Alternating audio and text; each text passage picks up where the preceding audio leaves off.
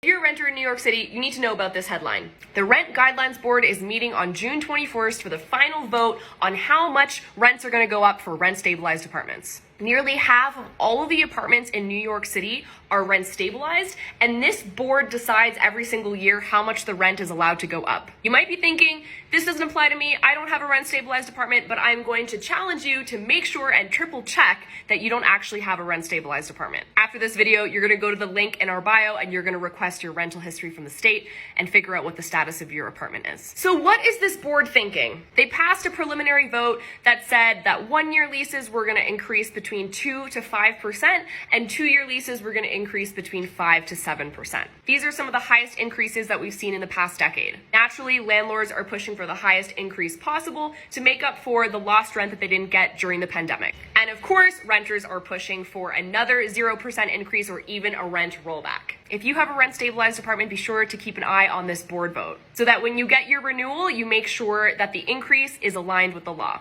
And if you're thinking to yourself, oh my goodness, how can I find a rent stabilized apartment? Be sure to go to openigloo.com and browse the rent stabilized listings.